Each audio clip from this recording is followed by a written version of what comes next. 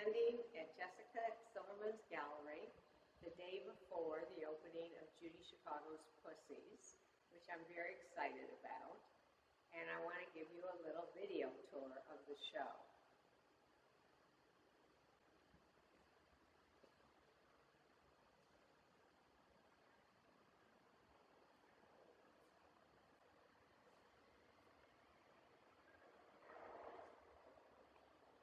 This is a drawing and notations for one of the first overlaps between my work on Pussies, Images of Female Agency, and Pussies, Feline Images. And it is for a series called Potent Pussy, Homage to Lamont. This large painting called Morning Fan from a series I did when I was in Fresno, hence the title Fresno Fans, when I started the first women's art class, the feminist art program at Fresno State, during which time I was struggling to open up my minimal imagery and make it female-centered, softer, more open. Even though Jessica's aesthetic is a lot more minimal than mine, hence the sparse hanging of the show. She's very, very good at curating, and I thought the selections of work worked quite well. She has 3 test plates for Roswitha, a German writer who lived in a convent. It wasn't sure that nobody was sure whether or not she ever took vows, which was common during the Middle Ages. She wrote a series of plays in which she challenged ideas about women. By the time I was working on the Roswitha plates, we were working on dimensional plates for the dinner party because I wanted the images to rise up.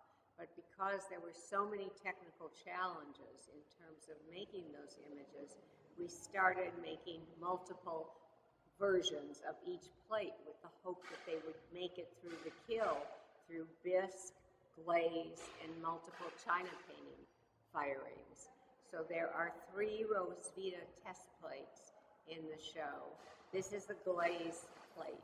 It's interesting to see them, particularly in light of the show that's going to open next month at the Brooklyn Museum, which will be the first exhibition looking at my creative process in the dinner party, and will trace some of the development of plates and how much work it required to develop each one.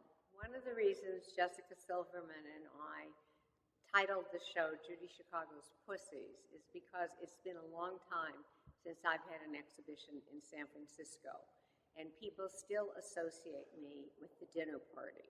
Jess was interested in my work on cats, particularly a series called Kitty City, A Feline Book of Hours, selections of which are in the show in a wonderful room with walls painted pink.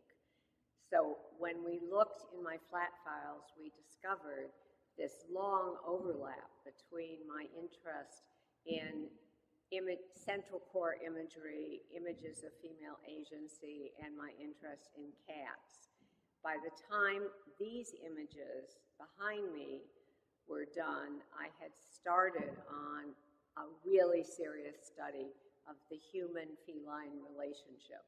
And these are 3 studies that are reproduced in the book Kitty City, A Feline Book of Hours, which chronicles a day in the life of our household at the time.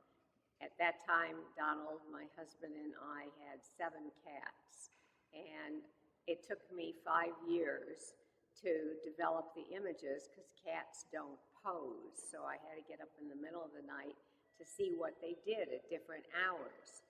The Kitty City images are installed in this room with this wonderful color paint called Rosy Outlook. These were the cats of Kitty City. When we would go away and come back, they would all be on the landing of the Berlin Hotel where we live and work, and I used to say, "Oh, Kitty City." Then I started painting all the different cats. So this is Poppy, Veronica, Trio, who was a three-legged cat, and Romeo. They were a particularly great group of felines. Then he brought in two kittens, Pete and Repeat. They were brothers, and it was a good thing that they had each other because the rest of the cats of Kitty City boycotted Pete and Repeat, wanted nothing to do with them, moved to the other side of the house so that Petey and Repeaty had to play with each other until they got integrated into the household.